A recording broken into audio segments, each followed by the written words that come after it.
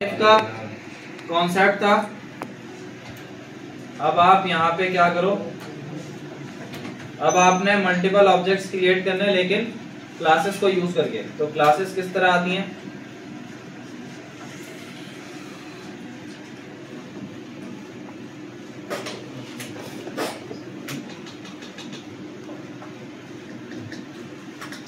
Class create करने के लिए सबसे पहले हमें क्लास का नाम देना होता है।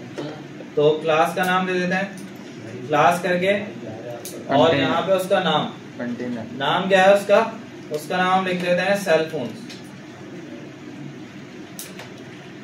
ठीक है, और उसके बाद कर्ली ब्रैकेट्स ओपन कर देते हैं, इक्वल्स टू कुछ भी नहीं लगाना बीच में। फिर उसके बाद यहाँ पे क्या करना है, अब यहाँ पे आपको एक इसका कंस्ट्रक्टर फंक्शन बनाना है। ठीक है, तो कंस्ट्रक्टर फंक्शन, अच्छा क्लासेस के अंदर ये ध्यान में रखना, क्लासेस के अंदर आप मेथड्स को क्रिएट कर सकते हो। मेथड्स क्या होते हैं, जो कि आपके फंक्शन की तरह होते हैं। ठीक है, एक तो प्री डिफाइंड मेथड्स होते हैं या फंक्शंस होते हैं, जैसे हम मेथड भी कहते हैं, जैसे उसके मैथ्स के फंक्शन हो गए, और इसके अलावा आपका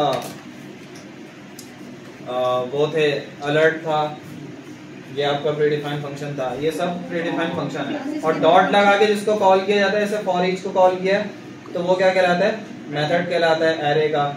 ज्वाइन हो गया, स्लाइस हो गया, स्लाइस हो गया, मैप हो गया, ये सब क्या है, ये सब एरे के मेथड्स कहलाते हैं। ठीक है, तो इसी तरह इसके अंदर आपको एक कंस्ट्रक्टर बनाना होता है, जो क्लास के कंस्ट्रक्टर को कॉल करवाओगे तो उसके बाद आपको एक ऑब्जेक्ट बन के मिलेगा।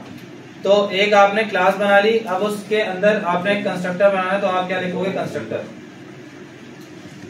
और यहाँ पे आप लगा दोगे राउंड ब्रैकेट्स और उसके बाद कर्ली ब्रैकेट।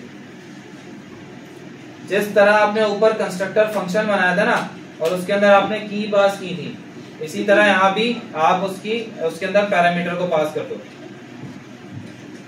यहीं से उठा लेते हैं।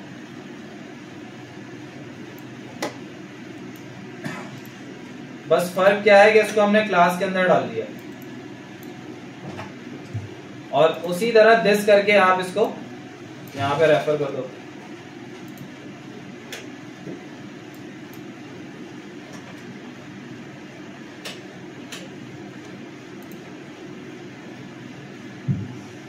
इंडेक्स वाली पेज में ऐसी कोई क्लास दी होगी तो मतलब नहीं होगा। इंडेक्स वाले पेज में क्यों, मतलब क्लासेस देते हैं ना, जैसे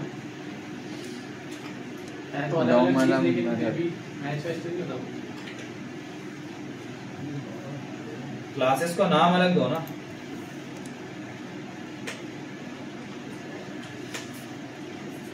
ठीक है, यहाँ पे आपने दिस करके रेफर करके इसको की असाइन कर दी, और की के अगेंस्ट क्या असाइन कर दिया, वैल्यू। ठीक है, अब उसी तरह जैसे आपने नीचे एक ऑब्जेक्ट, ऊपर एक ऑब्जेक्ट बनाया था लेट करके, और उसको नाम दिया था कोई भी, जैसे फॉर एग्जांपल नोकिया 1 कर दिया था आपने। सर सेम काम है। हाँ बिल्कुल, ऑब्जेक्ट्स क्रिएट करेगा भी मल्टीपल। इसमें क्लास सेल्फ जो कर रहा हूं, क्लास का, इसमें क्लास लगाएगा, और आप यहाँ से इसको टारगेट कर लो न्यू करके। इसमें तो फंक्शन का काम भी नहीं है। फंक्शन ये तो नहीं है, वही तो समझाना चाह रहा था, जब भी तो क्लास बनाई है।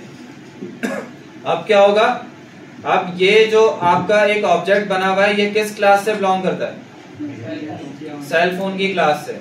ठीक है, तो इसको प्रिंट करते हैं जरा।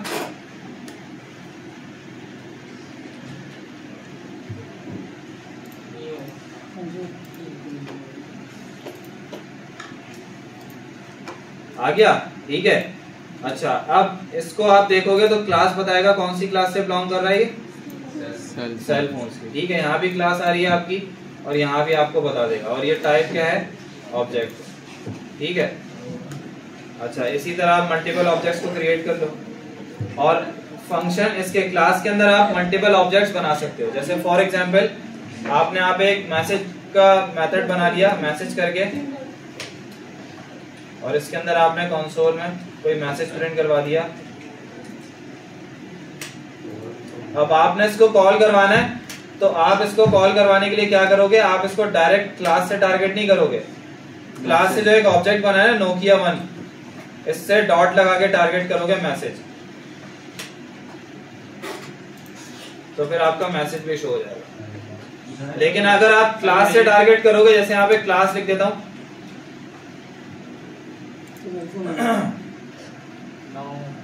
ठीक है, तो ये एरर आएगा, इसका ख्याल रखना।